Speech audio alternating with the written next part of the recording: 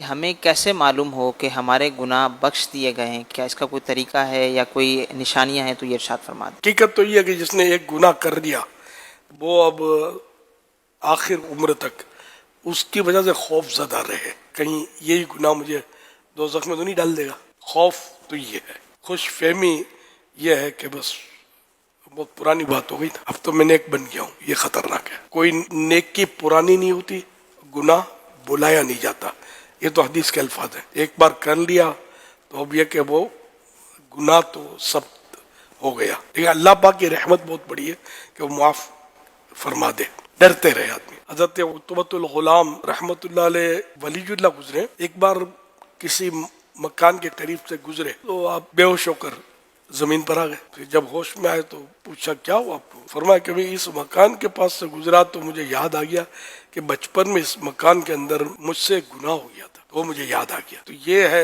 خوف خدا، گناہ کو بندہ یاد رکھے، بھولے نہیں، خوش فہمی میں نہ پڑے کہ میرے گناہ معاف ہو گئے۔ بعض صورتیں یہ حدیثوں میں بیان ہوئی ہیں، جیسے حج کرے جو میدان عرفات میں 9 ذی الحجہ کو احرام کے ساتھ حج کیا، تو اب یہ اس کو یقین رکھے کہ میرا گناہ معاف ہو گئے، میں گناہوں سے پاک ہو گیا، یہ بھی ہے مطلب۔ لیکن اس میں بھی صورتیں ہیں، جیسے فرض نمازیں قضا ہوئی تھیں، قضا کا گناہ معاف ہوا، قضا ذمہ باقی ہیں، یہ تو کرنی پڑیں گی۔ اگر ان میں بلا وجہ تاخیر کر دی اس نے تو اثر 9 گناہ تازہ ہوا۔ اس طرح حقوق العباد مزدلفہ میں معاف ہوتے ہیں، تو اس کے معنی یہ حجی کے لیے، سب کے لیے نہیں۔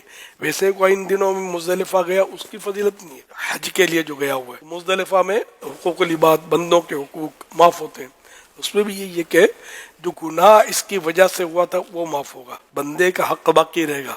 اب یہ نہیں کہ لاکھوں کروڑ ہڑپ کر گئے اور حج پر چلے گئے، مزدلفہ گئے تو سب معاف ہو گئے، نہیں، تاخیر یا جو بھی اس کی وجہ سے جو گناہ ہوا تھا وہ معاف ہوگا، ادا کرنے باقی رہیں گے۔ اس طرح جس طرح کے بھی حقوق العباد ہوں، کسی کو مارا تھا، پیٹا تھا، دھمکایا تھا، پیسے دبا لیے تھے، پیسے کھا لیے تھے، تو یہ سب ادا کرنے ہوں گے اور جلدی، ورنہ پھر یہ گناہ تازہ ہو جائیں گے۔ بعض علماء کے حوالے سے لکھا ہے کہ اگر بندے کے دل میں توبہ کے بعد نیک عمل کی محبت پیدا ہو تو یہ بھی ایک علامت ہے، یقینی طور پہ تو کوئی صورت ہو ہی نہیں سکتی سوائے نبی علیہ السلام کے بتانے کے، محبت پیدا ہو نیک عمل کی، تو یہ بھی ایک علامت ہے کہ یہ توبہ اس کی قبول ہوئی ہے۔